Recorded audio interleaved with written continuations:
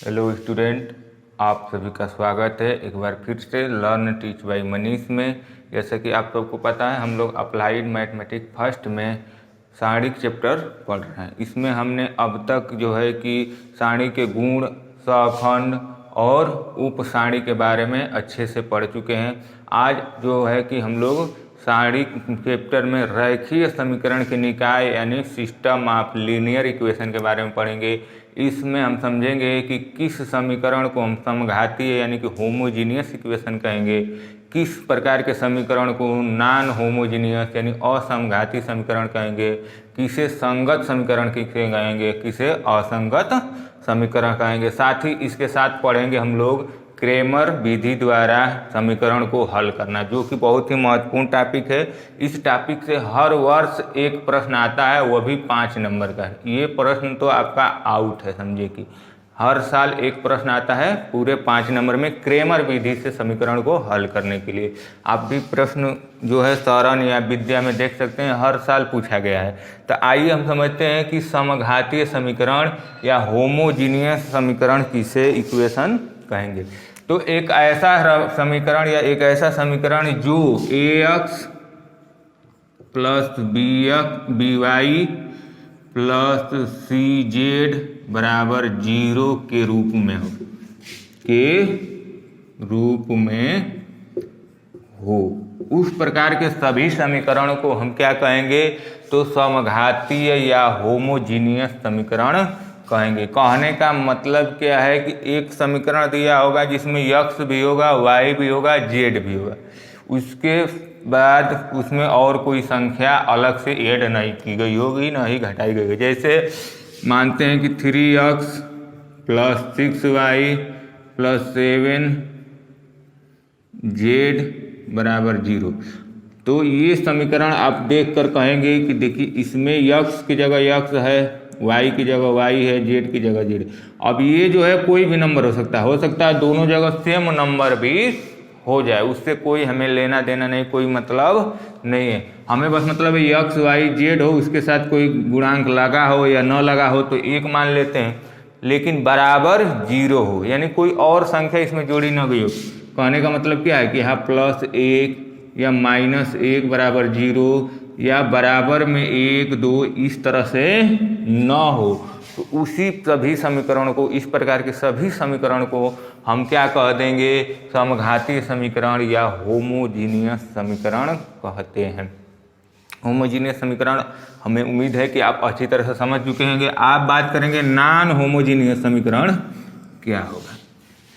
तो ऐसे समीकरण, ठीक, जो ax प्लस, देखिए ax plus by plus cz plus d बराबर 0 के रूप में पाए जाते हो, या इसी को हम कह सकते हैं बराबर d, जहाँ d is not equal to 0। d का मान 0 नहीं होना चाहिए।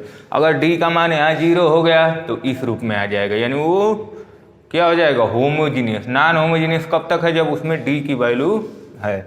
आइए इस समीकरण को समझते हैं कि ये क्या कह रहा है। जैसे हम समीकरण लिए थे 3x 7y प्लस 5z, तो ये हो गया। अगर ये बराबर 0 हो जाता तो ये हो जाएगा होमोजीनियस, लेकिन अगर यहाँ हम कह दें +7 बराबर 0, +7 बराबर 0, या इसी समीकरण एक और समीकरण लेते हैं 2x plus 6y plus 7z बराबर 5। तो इन दोनों में जो ये अलग से आ गया है, यही किसका मान है, यहाँ d का मान है। इस d का मान जो है 7 और 5 है, ठीक। यानी ये तीनों फैक्टर तो हों, x y z तो रहे, साथ ही में कोई और नंबर इसमें जोड़ दिया जाए या घटा दिया जाए तो वो समीकरण हमारा कहलाता है असमघातीय समीकरण या नॉन होमोजीनियस, जो इस रूप में पाया जाएगा, जहाँ d का मान 0 नहीं होना चाहिए। अगर d का मान 0 हो जाएगा तो इस रूप में कन्वर्ट हो जाएगा। तो होमोजीनियस और नॉन होमोजीनियस आप अच्छी तरह से समझ चुके होंगे। अब हम बात करेंगे तीसरे प्रकार के समीकरण, समगत समीकरण या कांस्टीट्यूएंट्स इक्वेशन के बारे में, कि ये क्या कहता है या ये क्या होता है, ठीक। जैसे अब ये समीकरण हमको मिले हैं, इनका कुछ ना कुछ हल निकलेगा। यानी इस तरह के समीकरण अगर हमको दे तो x का कुछ ना कुछ मान होगा, y का कुछ ना कुछ मान होगा, z का कुछ ना कुछ मान रखने के बाद 5 आएगा। ठीक, उसको हल करने की विधियाँ होंगी। तो अगर किसी समीकरण को हम हल कर रहे हैं और उसका हल हमें मिल जा रहा है, ठीक, अगर हम किसी समीकरण को हल कर रहे हैं और उसका हल मिल जा रहा है,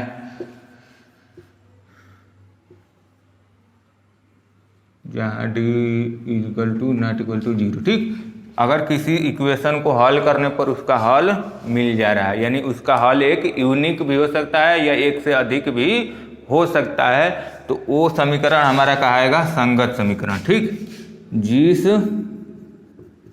इक्वेशन का हल मिलता हो, ठीक, अब वो दो तरह का हो सकता है, वो यूनिक हो सकता है या एक से अधिक भी हो सकता है, वो दोनों रूपों में मिल सकता है। एक से अधिक भी हल मिल सकते हैं और एक यूनिक हल भी मिल सकता है, तो वो समीकरण हमारा कहलाता है कांस्टीट्यूएंट इक्वेशन या संगत समीकरण। असंगत समीकरण या इनकॉन्सिस्टेंट इक्वेशन क्या है, तो इसी का उल्टा, जिस समीकरण का कोई हल हमें नहीं प्राप्त होता है, हल नहीं करना असंभव है, उस समीकरण को हम लोग क्या कह देंगे, तो इनकॉन्सिस्टेंट। जिस इक्वेशन का हल न मिलता हो वो समीकरण क्या कहलाएगा, आपका असंगत समीकरण कहलाएगा। तो हमने इन चारों समीकरणों के बारे में अच्छे से पढ़ लिया है। आप इसका स्क्रीनशॉट ले सकते हैं ताकि आपको नोट्स बनाने में भी दिक्कत न हो। ठीक, अब इसके बाद हम लोग बात करने जा रहे हैं अब क्रेमर विधि की। इसका स्क्रीनशॉट आप लोग ले लीजिए ताकि आपको दिक्कत न हो। ओके, तो अब हम लोग बात करने जा रहे हैं क्रेमर नियम की। ठीक, कि क्रेमर नियम क्या है। ठीक, जो समीकरण अभी हमने चारों पढ़ा है उन्हीं समीकरणों को अब हमें क्वेश्चन के रूप में दे देता है 3 समीकरण, और वो कहता है कि इनमें x, y, z का वैल्यू प्राप्त कीजिए। ठीक, तो जैसे पहले आप समीकरण पढ़े होंगे तो उनको 2 समीकरणों को जोड़ घटा के या गुणा करके हम निकाल लेते हैं, लेकिन यहाँ संभव नहीं होता है क्योंकि 3 पद होते हैं। तो इसके लिए एक गणितज्ञ थे क्रेमर जी, उन्होंने एक सारणी के माध्यम से हल करने के तरीकों को बताया, उन्हीं तरीकों को हम लोग सीखेंगे। तो माना कि 3 समीकरण हमको दिया हुआ है, a1x धन b1y धन c1z बराबर d1। ठीक, a2x b2y प्लस c2z बराबर d2, a3x plus c3y plus c3z बराबर यहाँ b3 होगा। ठीक, बराबर d3 है। ठीक, अब ये 3 समीकरण हमको दिया है और इसी के आधार पे हमें x, y और z का मान निकालना है कि ये संगत समीकरण है कि असंगत समीकरण। ये तो हल करने के बाद ही पता चलेगा कि हल प्राप्त हो रहा है कि नहीं। अभी पढ़े हैं कि जिसका हल निकाल सकते हैं वो संगत समीकरण, और जिसका हल नहीं निकाल सकते वो असंगत समीकरण। ठीक, दूसरी चीज पढ़े, पहला और दूसरा क्या पढ़े, होमोजीनियस और नॉन होमोजीनियस। होमोजीनियस ये समीकरण है कि नहीं, ये डी के ऊपर निर्भर करेगा। अगर इसकी वैल्यू 0 है तो होमोजीनियस, नहीं है तो नॉन होमोजीनियस। अब यक्स की वैल्यू जो निकालेंगे हम डेल्टा 1 अपन डेल्टा, वाई की वैल्यू निकालेंगे डेल्टा 2 अपन डेल्टा, जेड की वैल्यू निकालेंगे डेल्टा 3 डेल्टा। तो ये किसी न किसी डेल्टा यही बताता है कि किसी सारणी का वैल्यू है। ठीक, अब डेल्टा 1 किस सारणी की वैल्यू है, डेल्टा 2 किस सारणी की वैल्यू है, डेल्टा 3 किस सारणी की वैल्यू है। अब यही हमको प्राप्त करना है। कैसे प्राप्त किया जाएगा, तो देखिए सभी में हम किससे भाग दिए हैं, डेल्टा से। यानी डेल्टा एक ऐसा चीज़ है जो तीनों में कॉमन है। तो सबसे पहले आपको डेल्टा प्राप्त करने होंगे। डेल्टा कैसे प्राप्त करेंगे, देखिए डेल्टा जो हमारा प्राप्त होगा, अगर डेल्टा की हम बात करें यहाँ पे देखिए डेल्टा की अगर हम बात करेंगे, ठीक, पहला पोर्शन ये हमको समीकरण हमें दिया रहेगा क्वेश्चन में और ये हमको प्राप्त करना है। ठीक, ये दिया रहेगा। अब इसके लिए सबसे पहले आपको क्या निकालना है, डेल्टा। और डेल्टा के लिए आपको सारणी की सहायता यहाँ लेना ही लेना है, क्योंकि बिना सारणी के कुछ संभव नहीं है। तो सारणिक की सहायता लेना है। डेल्टा के लिए देखिए क्या करना है, डेल्टा जो हमारा है कुछ नहीं लिखा है, 1 2 3 कुछ भी इसमें लिखा नहीं है। तो जो डेल्टा हमारा है मूल रूप से समीकरण की मेन वैल्यू है, ठीक, मुख्य वैल्यू है। अब देखिए यहाँ पर A1 है, B1 है, C1 है, यहाँ A2 B2 C2, ठीक, यहाँ A1 B1 C1 C3, ठीक, इस तरह से दिया हुआ है। तो इसी को अब 3 है तो तीनों पूरा ये ले लेना है, ठीक। इसमें D1 का कोई पोर्शन नहीं है क्योंकि यहाँ ना D1 D2 कुछ भी नहीं लिखा है। तो इसी को अब नोट करना है। देखिए यहाँ x की वैल्यू क्या है, x1, दूसरे में क्या है A2 और तीसरे में क्या है A3, ठीक। जो x की वैल्यू होगी वो C1 में भरना है। तीनों समीकरण को लेना है, तीनों समीकरण से हमें वैल्यू ज्ञात करना है। अगर रो के हिसाब से चलेंगे तो पहला जो समीकरण है पहले रो में भर देना है। तो यहाँ देखिए पहले रो में भरेंगे तो ऐसे भर देंगे, दूसरे रो में इस वैल्यू को भरना है B2 C2, इसको रो के हिसाब से चलेंगे तो B3 C3। अब ये जो वैल्यू होगी वो किसकी वैल्यू होगी, तो डेल्टा की वैल्यू हो जाएगी। ये जो वैल्यू होगी किसकी वैल्यू होगी, डेल्टा की। कौन सी, जो मुख्य रूप से समीकरण से हमें प्राप्त हो रही है वो वैल्यू आपकी किसकी होगी, डेल्टा की वैल्यू होगी। डेल्टा तक कोई दिक्कत नहीं होता है क्योंकि हमें इसी वैल्यू को इस सारणिक में नोट कर देना है। इस सारणिक में क्या कर देना है, हमको नोट कर देना है, कोई दिक्कत नहीं है। अब दिक्कत कहाँ से होती है, तो x से, ठीक। देखिए अब x आया गया हमको निकालना है, तो यहाँ डेल्टा 1 हमें प्राप्त होना चाहिए। अब डेल्टा 1 हमको प्राप्त करना है, डेल्टा 1। अब देखिए डेल्टा 1 अगर आपको प्राप्त करना है, ठीक, अगर डेल्टा 1 हमको प्राप्त करना है तो डेल्टा 1 प्राप्त करने के लिए अब आपको सबसे पहले देखना है कि डेल्टा 1 किसकी वैल्यू को बताता है, तो ये x की वैल्यू को बताता है। तो यहाँ x की जगह पे आपको क्या लेना है, देखिए x बताए ना कि x वाला जो कॉलम है आपको किस, यहाँ पहले वाले में भरे थे तो ये तो मेन वैल्यू थी, लेकिन यहाँ x का हमको डेल्टा 1 पता करना है। तो अब इसमें क्या करते हैं कि जो d वाली वैल्यू है, ठीक, जो D1 D2 D3 वैल्यू है जिसकी वैल्यू को ज्ञात करना होगा x के, तो x वाले कॉलम में इसको पुट कर देंगे। y की वैल्यू ज्ञात करना है तो y वाली वैल्यू में इसको पुट करेंगे। z की वैल्यू ज्ञात करना है तो z वाले में पुट करेंगे कॉलम में, ठीक।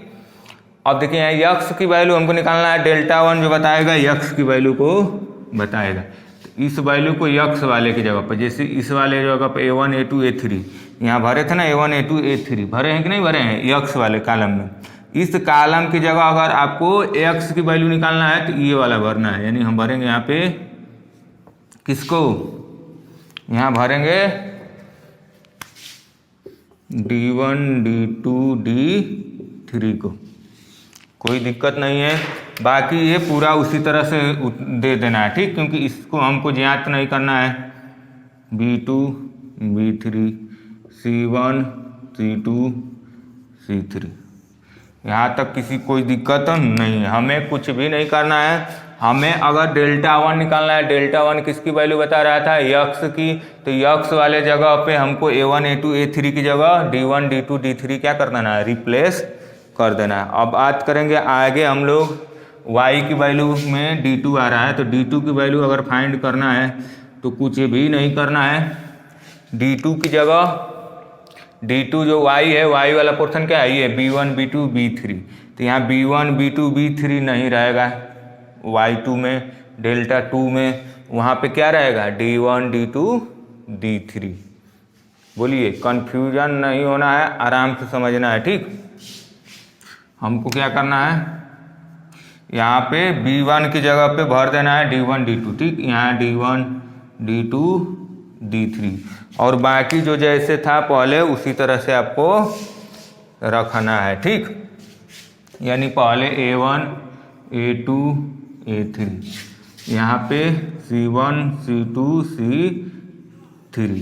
अब हम लोग बात करने जा रहे हैं चौथे Z की, ठीक। Z में कौन है, डेल्टा 3। डेल्टा 3 की वैल्यू कैसे निकालेंगे, तो हमें 3 का मतलब Z वाली वैल्यू जो है C1 C2 C3 ना रख के क्या रखना होगा, D1 D2 D3। तो यहाँ रख देंगे D1 D2 D3। 3। कोई दिक्कत नहीं होना चाहिए यहाँ तक, ठीक। और इधर भर देंगे हम लोग A1 A2 A3 B1 B2 B3। तो इस तरह से हम क्या करते हैं, इसको जांच कर लेते हैं, हम इसको प्राप्त कर लेते हैं कि हमें 3 समीकरण दिए रहेंगे। इस रूप में हमें 3 वैल्यू पता करना है, x y और z की। x की वैल्यू कब निकलेगी, जब डेल्टा 1 और डेल्टा पता हो। y की वैल्यू कब निकलेगी, जब डेल्टा 2 और डेल्टा पता हो। z की वैल्यू कब निकलेगी, जब डेल्टा 3 और डेल्टा पता हो, यानी डेल्टा तीनों में है। तो डेल्टा कैसे प्राप्त करते हैं, तो डेल्टा जो भी समीकरण में रो के हिसाब चलेंगे तो इसको ले लेना है। यहाँ x के गुणांक को, यहाँ y के गुणांक को, यहाँ z के गुणांक को दूसरे रो में। तीसरे रो में आएंगे तो इसके गुणांक को, इसके गुणांक को और इसके गुणांक को ले लेना है और ऐसे सारणिक बना देना है। इस सारणिक की जो वैल्यू होगी वही डेल्टा की वैल्यू होगी। आते हैं हम लोग डेल्टा 1 पे, तो डेल्टा 1 में हम किसकी वैल्यू निकाल रहे हैं, x की। तो x के गुणांक के जगह न, x का गुणांक न रख करके हमको d1 d2 d3 को रख देना है। आगे आते हैं, हम देखते हैं डेल्टा 2।